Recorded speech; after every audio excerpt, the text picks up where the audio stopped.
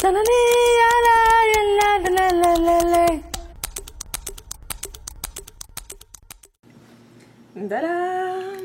Bonjour à toutes et à tous.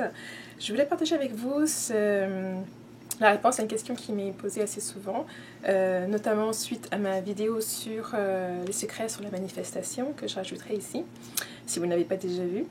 Et puis, en fait, ce que je veux partager avec vous, c'est en fait, comme on l'a vu dans le titre, la différence entre les déclarations et les affirmations. Et cette vidéo va sûrement vous aider si vous êtes quelqu'un qui essaie de manifester quelque chose dans votre vie et que vous utilisez des affirmations, vous les répétez, vous faites ça de façon très assidue, mais ça ne marche pas. Donc ce que je vais partager avec vous va peut-être pouvoir vous permettre de changer un peu les choses, de réfléchir un petit peu et peut-être de modifier votre stratégie. Donc pour moi, les affirmations sont très puissantes parce qu'il s'agit d'affirmer, de réaffirmer ce qu'on veut, là où on se tient, de rester dans le bon état d'esprit pour pouvoir justement voir ce qu'on veut se réaliser, se faire. Mais si vous êtes quelqu'un qui est très logique, hein, si vous êtes quelqu'un qui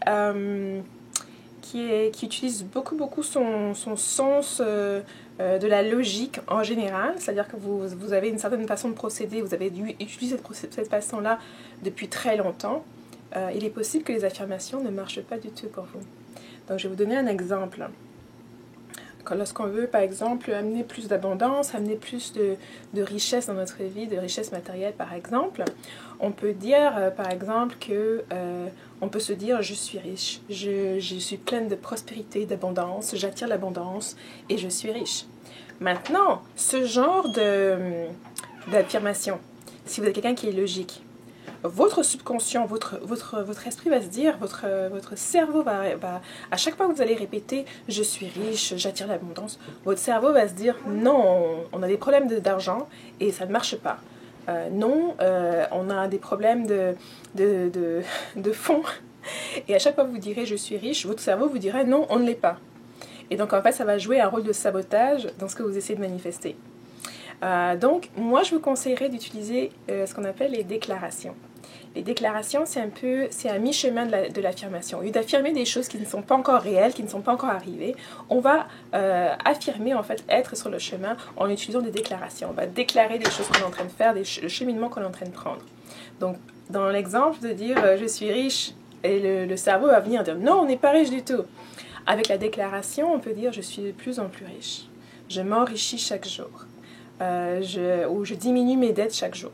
Okay, deux façons de voir qui vous amènent toujours au même objectif. Et là, lorsqu'on dit, par exemple, je m'enrichis chaque jour, de jour en jour, je suis plus riche qu'hier. Okay, au lieu de dire que je suis riche, comme affirmation. Et bien sûr, que ce soit les affirmations ou les déclarations, il ne faut pas juste les réitérer et les répéter, il faut aussi prendre des actions qui soulignent ces affirmations-là, qui soulignent ce qu'on veut... qui souligne ce qu'on veut atteindre. Donc ça veut dire que si on veut atteindre la richesse, la prospérité, l'abondance, on doit prendre des actions qui vont dans ce sens-là. Ça peut être des actions pour diminuer nos dettes, ça peut être des actions pour augmenter nos revenus, pour diversifier nos revenus, etc. Donc lorsqu'on utilise des déclarations et on dit je suis de jour en jour plus riche, et puis qu'on décide par exemple de diminuer ses dépenses en ne prenant plus le café habituel qu'on prenait tous les matins. Donc si on se lève le matin et puis on dit je suis plus riche et je suis de plus en plus riche et qu'on n'a pas, on a ces 5 $ de plus ou ces 4 € de plus dans sa poche, le cerveau doucement va embarquer dans ce qu'on essaye de faire en disant effectivement aujourd'hui on n'a pas dépensé les 4 €, on est 4 € plus riche que ce matin ou que la veille qu'on dépensait par rapport à ce qu'on dépensait. À la fin de la journée on va avoir plus que la veille si on avait l'habitude par exemple de dépenser ces 4 €, ces 5 $ par jour dans un café journalier. Donc c'est à prendre en compte, c'est juste à prendre une petite balance en se disant, lorsqu'on essaie de manifester, on fait attention aux phrases qu'on utilise, on fait attention aussi à l'état d'esprit dans lequel on est lorsqu'on les partage, lorsqu'on les exprime, et puis on prend les pas qui vont nous amener plus proche de l'objectif qu'on essaie d'atteindre.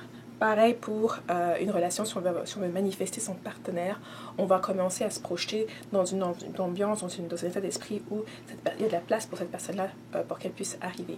Et donc on va éviter en fait les comportements qui sont les comportements de personnes forcément célibataires ou les comportements qui vont aller à l'encontre de rencontrer quelqu'un ou à l'encontre d'être assez ouvert pour que cette personne-là puisse nous approcher. Donc j'espère que ça a été utile.